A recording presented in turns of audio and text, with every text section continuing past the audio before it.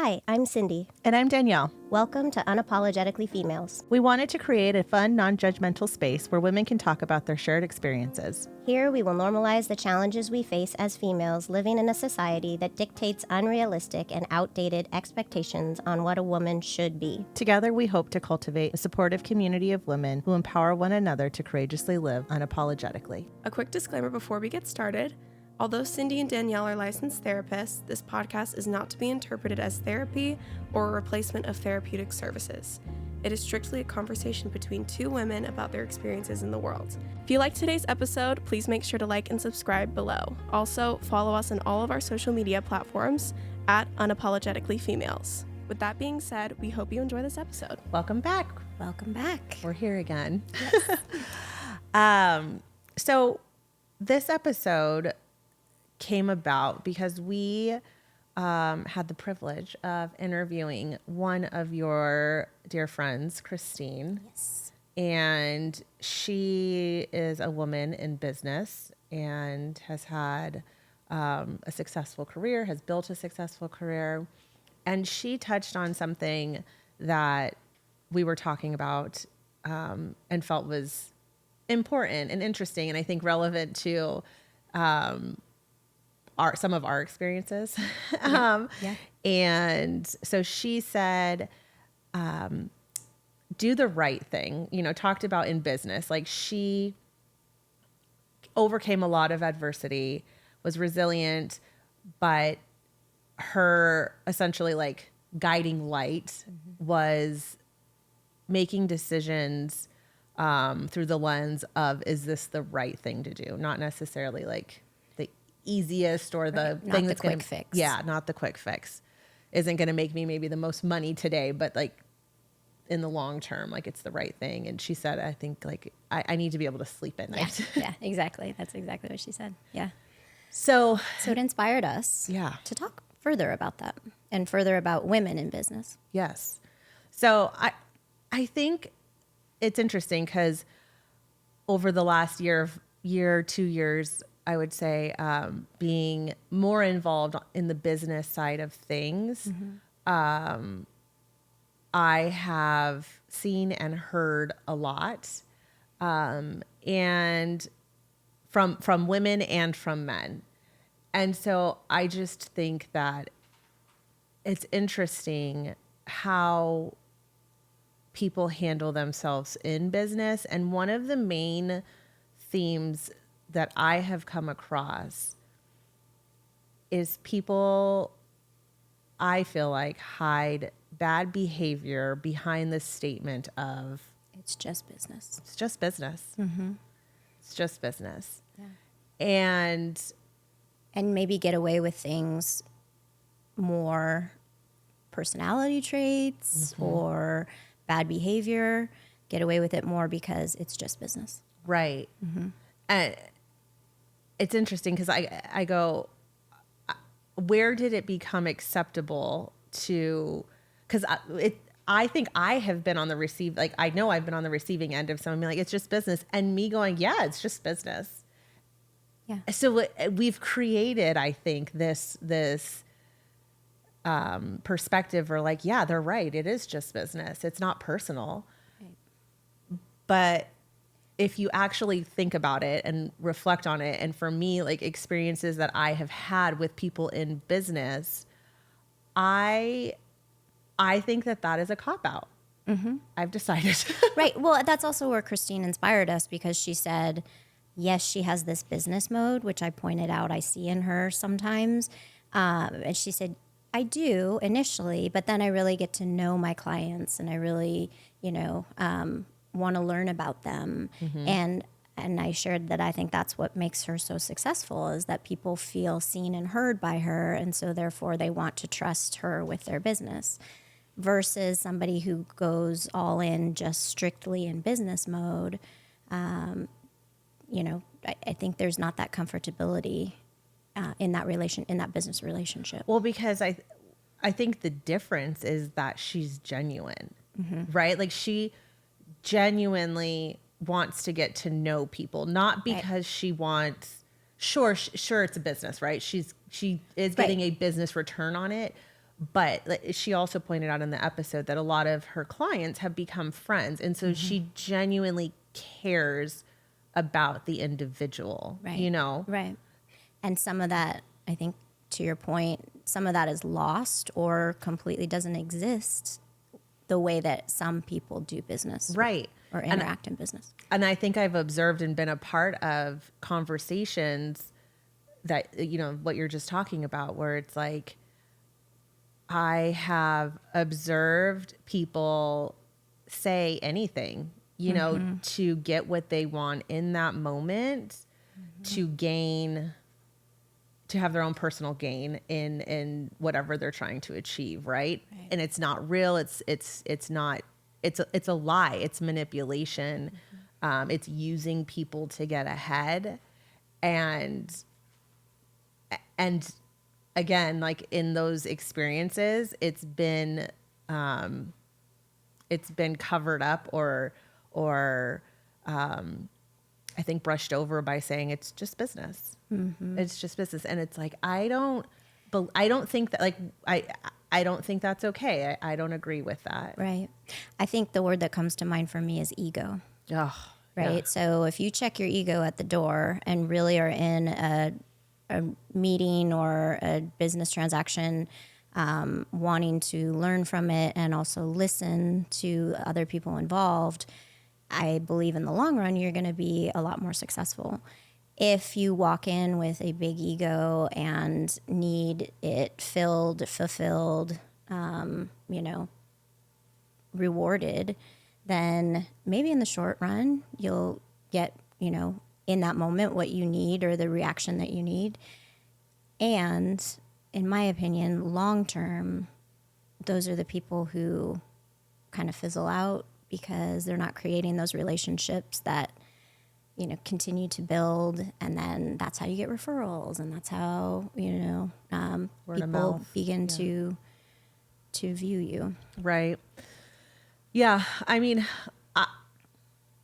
I think that people, it makes me ask the question, right? Like, how far am I willing to go to get ahead, right? Like, what is that? Like, because I think that that's really what it comes down to is people have this, they're trying to advance whatever the end goal is, right? Right. And I can't remember who I was talking to. I don't know. I think I was talking to my husband about it. And we were talking about, as people start to come into money and build their own wealth, and it's addicting almost. Sure. And I think that it can compromise your decision making, and sometimes you are willing to compromise being a good person to continue to get more and more and more Success. Yes. Yeah. And whether it be in the form of money or just recognition. Absolutely. And I was telling him how, so Oprah, shout out to Oprah if you're listening. Of course she's listening. I remember as a kid, I used to love Oprah, the Oprah Winfrey Show. Of course I did, right? Yep. I did too. Yeah. I loved it. It was so good. And there was something that she used to talk about fame, and how she said that, so I'm not gonna get this totally accurate, but it was something along the lines of, she believes that like fame, you just become more of yourself, right? So if you're already maybe dysregulated or lack integrity or whatever it may be, like you Right. just become more of that. Like it almost feeds those traits. And I think you could say the same thing about like success or money. It doesn't have to necessarily be fame. Is that if you aren't maybe At the core, yes, the type of person who is in it for the right reasons, then it's only going to feed the less desirable personality traits. Or at least has the potential to feed those traits if you haven't done some work or Right. don't have the right people surrounding you to be like, you are being an ass, you know? Yeah. Or for somebody to go, how do you sleep at night?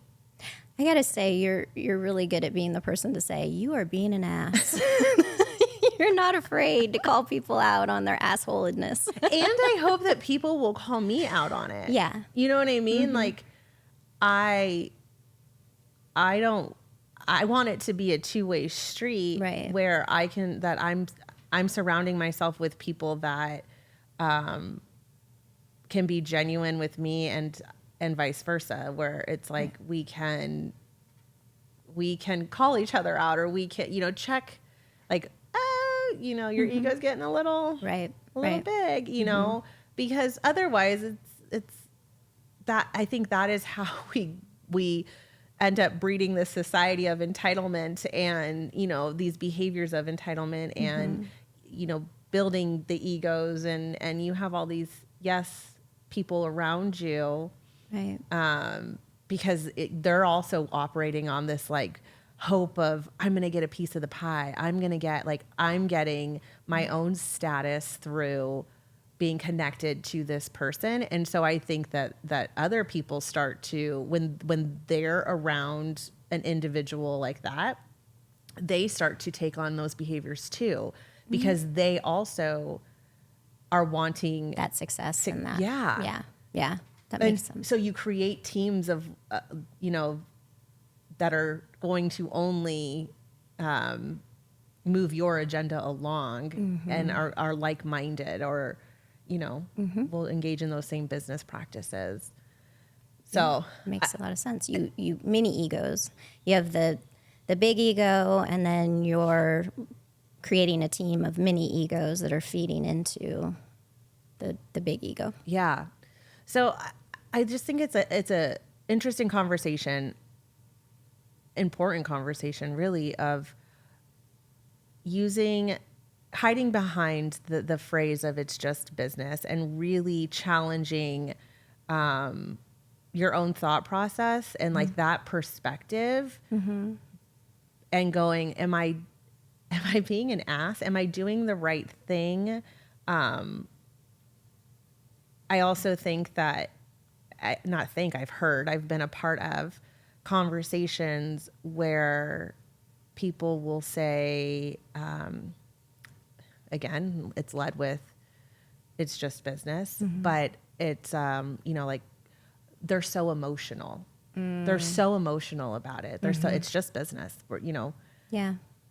And Do you think, and this is a loaded question, but since we are on Unapologetically Females, do you think that women get that more than men in the business place? I do think that, just naturally, right? Society, gender roles, all the things. Right. I think that we naturally get that. And I have heard it Towards yourself? about men too. I have heard it too. Like, he's being so emotional about it. Right. And so, but I do think, generally speaking, it probably more sways towards Women. And I think that's bullshit. Like, I think that at the end of the day, the reality is that we're humans.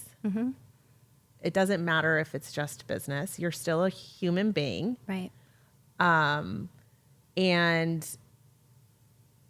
it does matter how you treat people. You can make a business decision and engage in furthering your business and all the things, and set boundaries and make moves to progress your business, and still do it the right way. Right. And still be kind, and still have integrity. Like, they can coexist. And I just think that when people can't operate in a space where those things all coexist, that is when you hurt people. You're hurting, and I think for me, it would be compromising myself.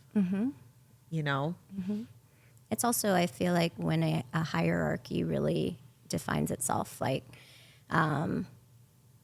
people aren't treated in the same way on the same level, right? So you have like titles within a corporation or a company or a business.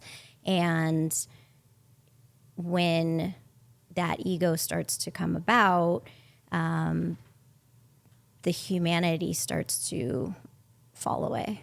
The Humanity. right, like the how we should be treating each other and seeing each other as human beings. It becomes all about the success and the power and the money. Yes. Yes. And the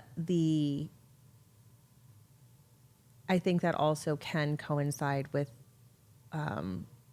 how you like treat people within the business. So For sure. It's like, What's accepted and what's not. Yeah. Right. What's acceptable behavior or what's acceptable interaction without getting down. sent to HR. yes. Well, and I would even go as far as saying that individuals in those positions who are not engaging in healthy practices or behaving in such ways have such entitlement and ego that they believe they're invincible. And There's some narcissistic traits there, right? absolutely. Yeah, And yeah. so they will engage in bad behavior that is absolutely crossing the line, from an HR perspective.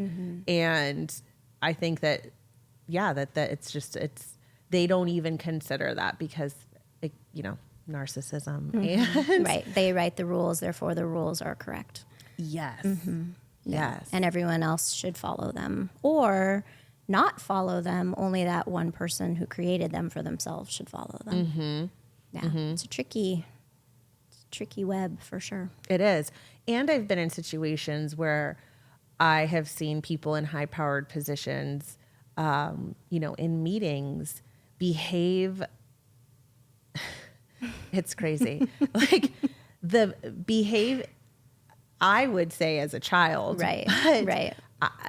Tantrums and raising your voice, Yeah. yelling, it's, and I don't like, that's not business in my mind. There was something I read about, it was a long time ago. So again, I probably won't get it right, but basically like if you are a leader in a leadership position, something about like, you shouldn't get angry, like at a person, right? Like it's not about like, I'm not your parent. I'm not reprimanding you. Right. And so walking that line of being a professional, but also setting expectations and enforcing them. There's a balance in that. And I think that sometimes when people get this, this bite of success and get ahead or money or power or status, forget to that piece of like, this is like conducting yourself in a professional manner, while still, being kind and having, the humanity piece. I think you really hit the nail on the head with that one. 'Cause it's almost like we're treating people as like indisposable, just things like there's no actual human element to it. Right. It brings me to the thought of, and I use this sometimes in clinical practice, of to kind of counteract that thought, you are always replaceable in your job. Absolutely. Right. Everyone is replaceable in their job. So if we aren't watching out for ourselves and our own mental health and our own self-worth, then we are subjecting ourselves to the it's just business platform. We're going to accept that more. We're going to accept that more. Yeah. Exactly. Because if you walk away from your job, there's somebody else there to replace you. But you can't walk away from your life. You can't walk away from what's important to you, from the things that fill your cup, your family, your friends, your core values and beliefs. That's really what we all need to stick to as human beings, and not sell ourselves short for a career or the success or the ego or whatever that might look like. Right. you don't have to hurt people along the way to get ahead. Yep. Or yourself. Or yourself. Or yourself. Or yourself. Yeah. It's very easy, I think, to fall into work patterns where we forget how important the other things in our lives really are, and really just put your head down and do the job, and let everything else kind of fall by the wayside or happen on its own. And I think, to go back to Christine, that was the interesting part to me too. Talking to her was, at the end of the day, she's just wanting to do what's right and what's best. Mm-hmm. And because she's lived her life and career that way, she's reached success, not because she's only focused on her work. Right. Yeah. She, I think, really captured the importance around staying true to yourself, mm-hmm. and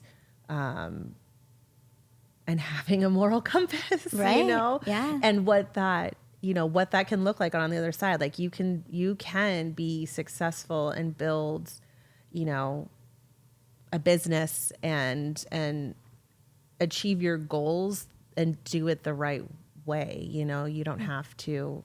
And then be able to sleep at night. Yes. And be able to sleep at night. Exactly. Yeah. Yeah. I continue to go, back to some of the experiences that I've had. And when you asked, like, is it, general, men versus women, who's mm-hmm. experiencing these types of things. And I had someone that I used to work with, and that she would say when things got emotional, or like we were making hard decisions and we felt it, she would always say, it's okay that we're feeling it or that it's emotional. Like when we've had to do, like I've had to be a part of laying off people right. and things like that. And those aren't easy decisions, and you don't take them lightly. And I think that the day that those decisions are easy, that's when you've lost your humanity. Yes. Yeah. Where it's like, oh, it's just business. Right. It's like, yeah. Well, actually it's not, because you've just laid off this person that has a family and right. food to put on the table, and yeah. Absolutely. Mm-hmm. And so she used to say, we're emotional because it matters. Right. I like that. And I think that that's so important. It's such a good lesson in that you can be a businessman or a business woman, mm-hmm. And be emotional about things because you're human and feel it, and you can still do the right thing, and you can still make hard decisions, and you can be emotional because it matters. Right. Yeah. We're not robots. We are not. So... Yeah. So have you had any experiences where you feel like you've been in situations where that has come up, where you've seen or been a part of decision making or people making decisions, and kind of masking it under that? I mean, I think that it doesn't just exist in business, right? It exists in life. So sure, I can think of, a lot of different examples of where that was true. And I've also been in a lot of different types of careers and, I've also been lucky enough to be in very humanity-driven careers like teaching and counseling and, not that can't happen there as well. Mm-hmm. It's just, I feel that people who go into those types of careers have a better pulse on other people's importance and feelings in the job or in the career or in the relationship. Just aware. Just more aware. Yeah.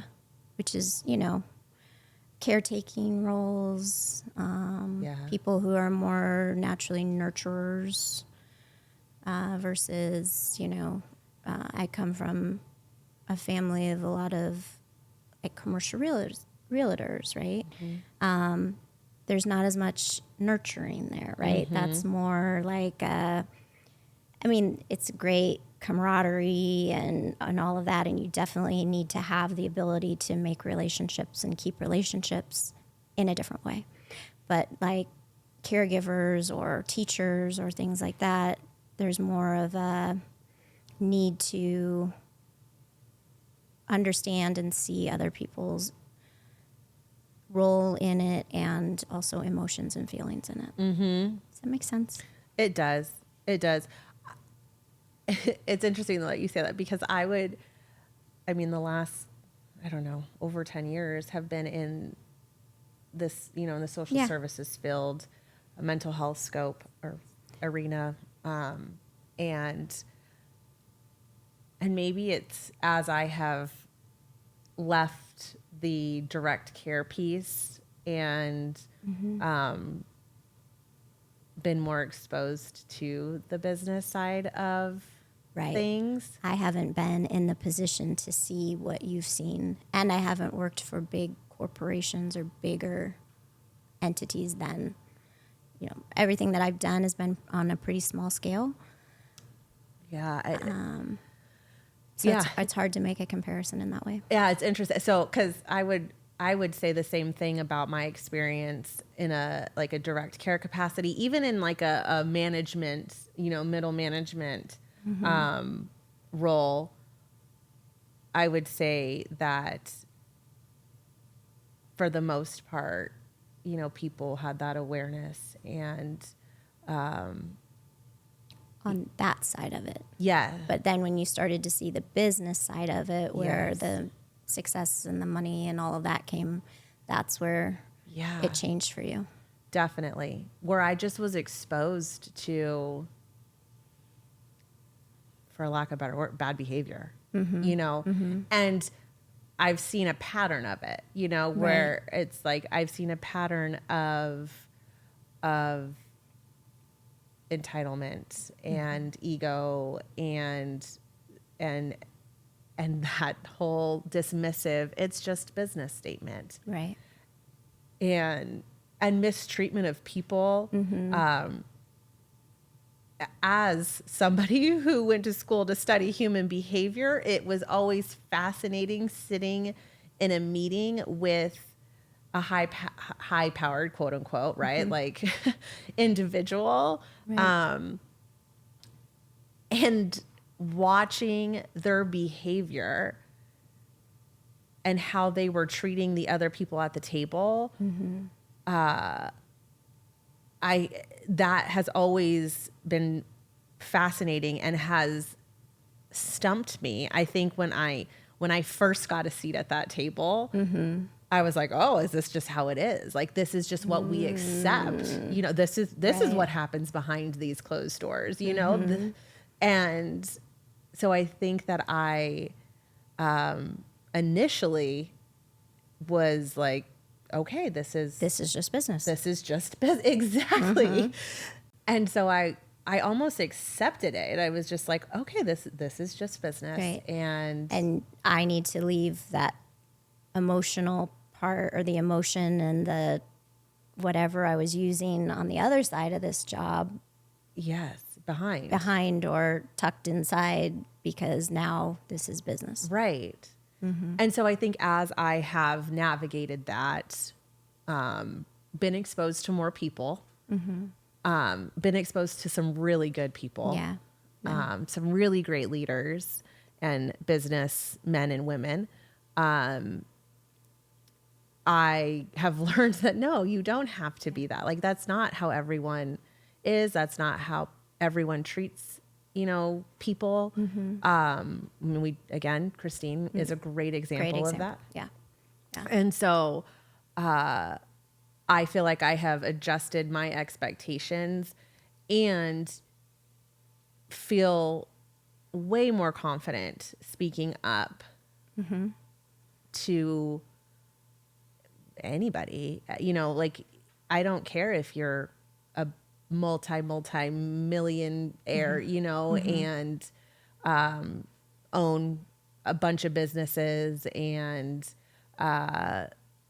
you know, whatever it may be, think you're so powerful, whomever, like, you do not have permission to treat me like shit or talk down to me, or, you know, and I am completely comfortable addressing that in the moment with that person when those things if you know if those things come up. Right. And a lot of people would not say the same, would be too afraid. Because it's scary. Yeah. Yeah. And, you know, like we talked about, the end goal for you is to better everyone in that situation, to better that business, to better, but the immediate standing up for everyone and yourself is very scary, and many people don't do it because they're afraid to be vulnerable in that way. Yeah, because you could lose your job. Yep. You could get demoted. You could, I mean, there's all, you know, all the what ifs start to creep in, and it gets scary. But I think that something I have learned is that when you stand up to people like that, typically in the moment, they don't know what to do. It's fascinating. It's like, oh, you were friggin' pretty big and bad just a few minutes ago. And then, because they're not used to people calling their bluff or calling them out or standing up to them. Yeah. Yes. And so what I have typically found is that people will like stand down in that. They probably talk shit about me afterwards, which I'm totally comfortable with. Yeah. I'm not for everyone. Yeah. Yes. But I think when I have set that, like that boundary, either they'll avoid me in the future, which I'm also okay with. Yeah. Or they know to not cross it. Right. You know?